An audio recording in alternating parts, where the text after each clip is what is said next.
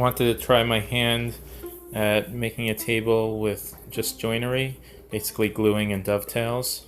And here is the video of that with some clips showing the progress, and then a little bit of me talking, explaining the process and the finished product.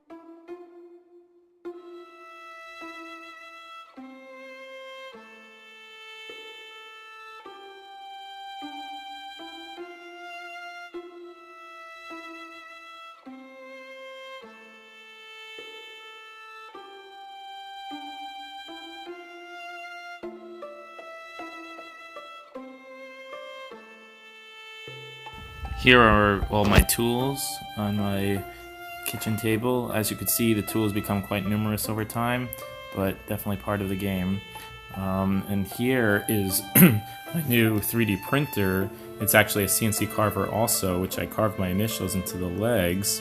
Wanted to try that out, and that worked fairly well. Now my initials are on the legs of the table. Here I am gluing those legs onto the table. This took some time and some doing. And here I am just cutting some of the corners off to sort of make it look nicer and a little more streamlined, because there's some rough edges at the corners.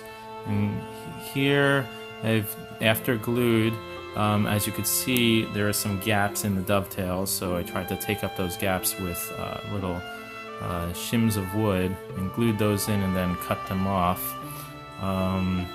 Didn't turn out perfect, but it's pretty good.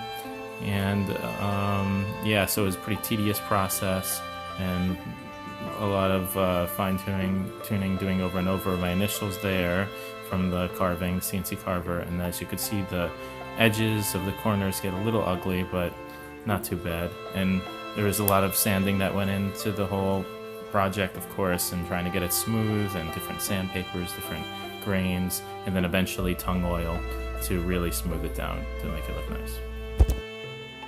And here's the finished product. A bunch of images, different angles.